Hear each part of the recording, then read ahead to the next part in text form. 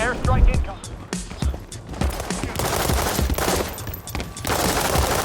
Any more? It's a bloody slaughterhouse! Our unit.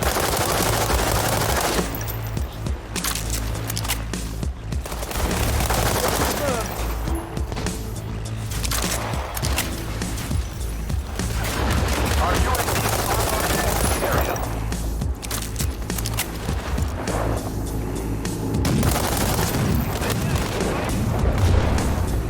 Hey there everyone, how's it going? Shar Mustafiz here with M Digital Gaming, and today we are finally back at it again playing World War III. Now, if you guys remember, I've covered this game a couple times on my channel already, and well, back when I covered it, it was an early access title that came out in 2018 on the heels of Battlefield 5, and at the time there was a lack of modern military aspect of the video game, I guess, especially in the Battlefield and FPS genre. At the time, everything was World War II, or oddly enough, way too in the future with Black Ops and everything. And the great thing about this game is that it is hands down the best free-to-play tactical multiplayer FPS.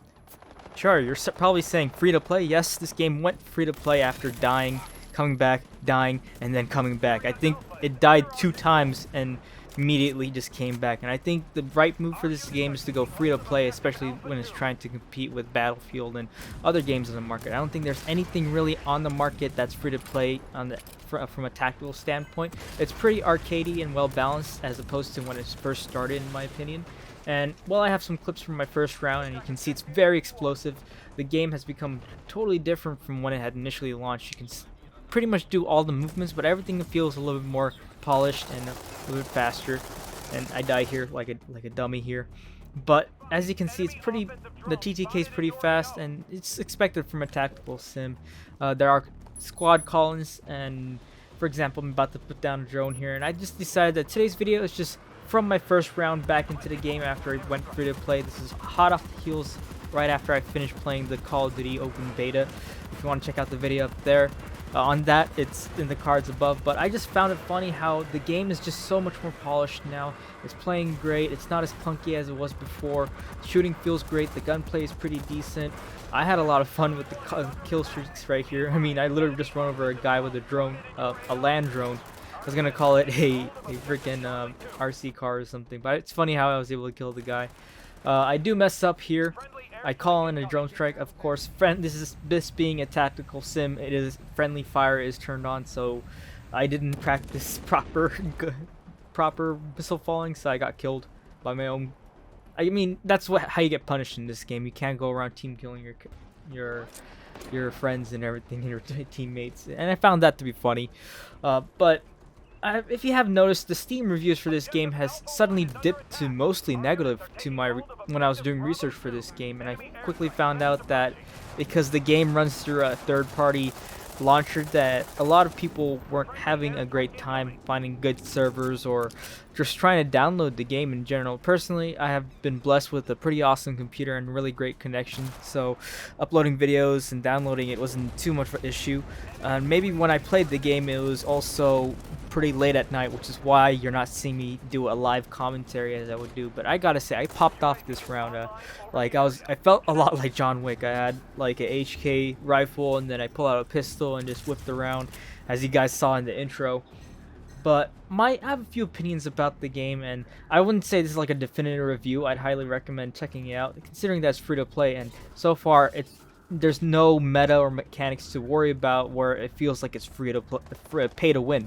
It's very much everything is cosmetic, and so far I haven't seen any weird camo or anime waifu camos, which I hope this game never introduces. There are some pretty interesting camos that kind of feel more like PMC or something you'd see out of Battlefield 2042's pre-Season 1 lobby.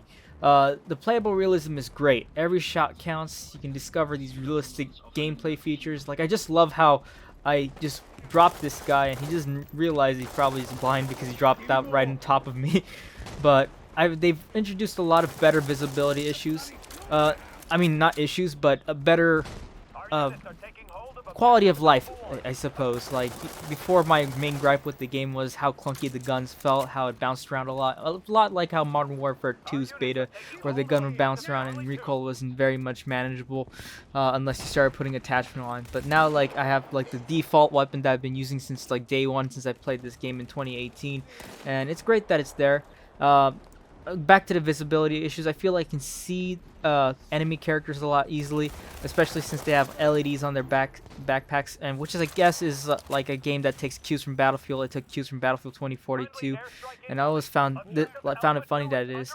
One thing for sure, we're playing Conquest, and I can't recall if stacking points, which is a feature that's in Battlefield 2042, where you have to capture multiple capture points, and in order to advance or score. So, for example, there might be two A flags, A1, A2. You have to cap both of them in order to advance in scores and whatnot.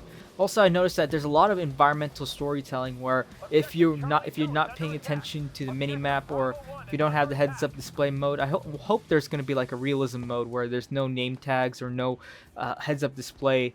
Because in the environments, you'll see like signs pointing out to certain points, like A1 this way, if you guys have noticed a while back. And also, I've noticed that a lot of the areas have been overhauled. Again, I feel like they're taking cues from Battlefield 2042, just going back, remastering the maps to have more cover.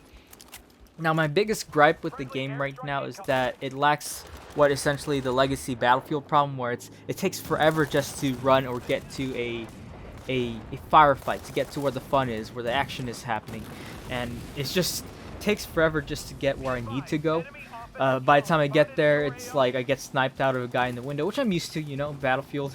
Oh man, I just noticed that there's a glitched out player character right there, but it's what happens. It is what it is, you know, when you have such a massive player count and everything. But I do like the squad call-in system. I like how you pull out a tablet as opposed to in Battlefield 2042. I know I keep comparing it back to this game, despite the games being 4 years apart or something like that in release dates.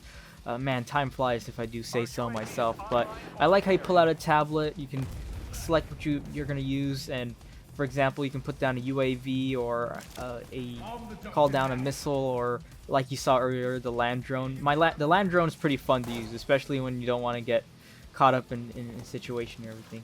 And again, I like the movement system of the game. I like how you can run, slide, you can crouch and run, like kind of like a faster crouch running. Like, I'm so tired of games where you just crouch and just immediately just slow down to a snail's pace. Here you are. I love the community for this game. It's just so fun when you get a game going, just goofing off, leaning left and right. Of course, I miss leaning left and right in Battlefield games. I know Battlefield 5 added it into the end of its life cycle, but it's kind of weird how they took that out in Battlefield 2042, you know. Battlefield 4 had contextual leaning where you would go up and then just aim down sight around a corner, and it's great to have that. Of course, Call of Duty has the mounting up system, which is alright. It does what it does. They're doing away with the being able to run left and right, but I feel like World War III has a lot going for it. It's both tactical and very much simulation based, but also very approachable. Like, for example, like I can just whip out a pistol and take a guy out from a distance like that. Or the team play, the FPS, it's just, I can't get enough of it. I've logged in so many hours in it, and I know a lot of people, the Steam reviews might be negative, and that's probably because a lot of people were expecting the game to work on day one, especially when it switched to free to play. And I don't blame them. I guess that's why you can see games like BattleBit Remastered, which are doing constant testing of their network and making sure that there's more servers available for people to play when the game does launch. I think they should have done that with this game. It's unfortunate that they didn't, but I don't know. I wouldn't say this is my definitive review. I have more plans to play this game in the future, but I really want to hear from you. What do you think about World War III? Have you checked it out? Have you played it? What games are you playing right now? Hell, let me know what your breakfast is in the comments below. I really like hearing from you guys. It's just great to see you guys come out. We're so close to hitting 500 subs, like I said in my previous video when I played the tutorial mission yesterday. But here we are. We won the match. My first ever match into World War III. It was very fun. And well, that's it for this video, you guys. You can find more videos on the right. Don't forget to subscribe, hit that notification bell. Check out my other channels if you want. And this is Shar and Mr. Feast signing out, and I'll see you in the next one. Peace.